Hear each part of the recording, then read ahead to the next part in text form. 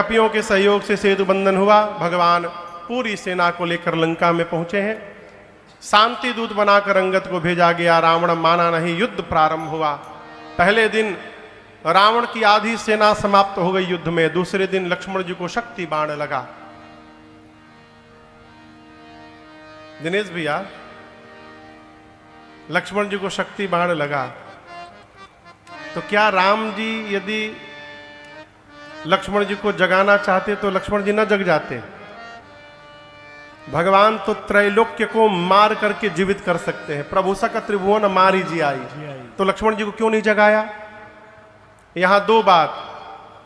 एक तो भगवान ये कहना चाहते हैं कि शरीर में यदि बीमारी हो जाए तो झाड़ फूक जादू टोना के चक्कर में ना पड़िए, दवाई के चक्कर में पड़िए। डॉक्टर को जाके दिखाइए, वैद्य को दिखाइए। वहां भी भगवान ने सुषेण वैद्य को बुलाया और संजीवनी बूटी मंगाई गई।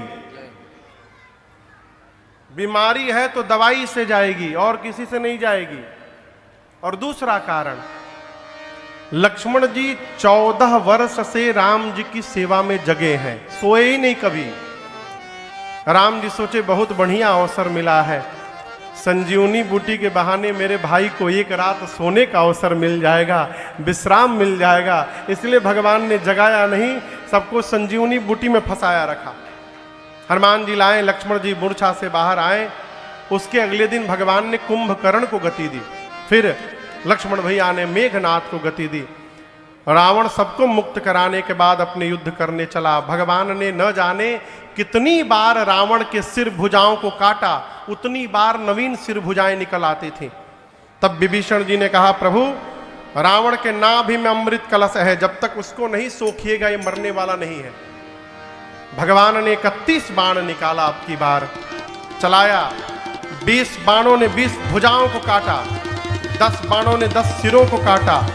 31वां बाण रावण के नाभि में लगा। रावण जोर से चिल्लाया, गर्जऊ मारत घोर रव भारी, कहाँ राम रण हतो पछारी, कहाँ राम रण हतो पछारी, कहाँ राम रण हतो पछारी। गर्जऊ मरत घोर रव भारी, कहाँ राम रण हतो पछारी, कहाँ राम रण हतो पछारी।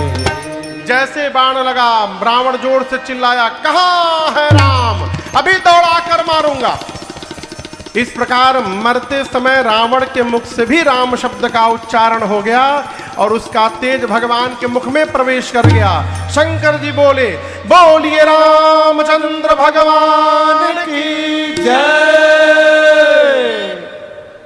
विभीषण जी को बोलकर भगवान ने रावण की अंतिम क्रिया को संपन्न कराया। विभीषण जी लंका के राजा बने। राजा बनने के बाद सीता मैया को लेकर आए। ये असली है कि नकली? असली कहाँ है? अग्नि में। इसलिए भगवान ने झूठी रचना की, अग्नि परीक्षा की। प्रतिबिंब की सीता जी अग्नि में जल गई, असली सीता मैया अग्नि से बाहर आ गई।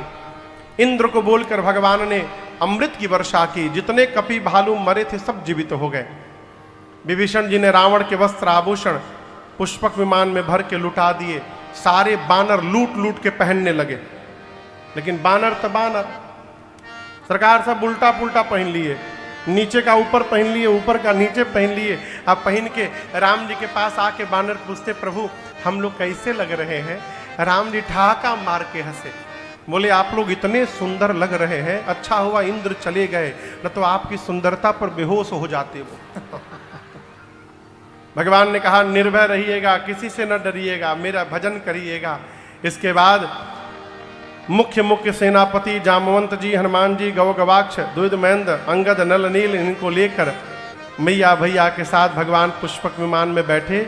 विभीषण जी महाराज भी बैठे और जय घोष हुआ, बोलिए रामचंद्र भगवान की जय। जी चलता विमान कोलाहल,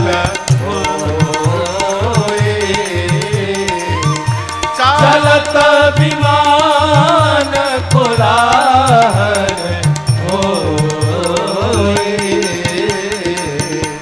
जय रघुवीर कहाई सब कोई,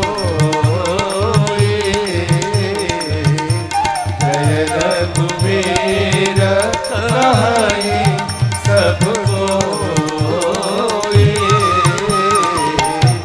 जय रघुवीर कहाई सब कोई। एक एक स्थान को दिखाते हुए मैया को राम जी चित्रकूट गए, चित्रकूट से प्रयाग आए।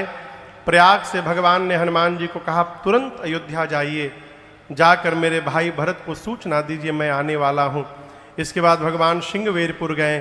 सीता जी ने गंगा जी की पूजा की, मनौती मांगा था मैया ने। निषाद राजगुह से भगवान मिले। इधर भरत भैया के पास हनुमान जी ब्राह्मण का रूप बनाकर, भरत भैया तुरंत गए, जाकर गुरुदेव से कहे गुरुदेव भैया आ रहे हैं। गुरुजी ने कहा कैसे पता? बोले हनुमान जी ने आकर बताया है। गुरुदेव ने तुरंत सिपाहियों को, सेवकों को बुलाकर आदेश दिया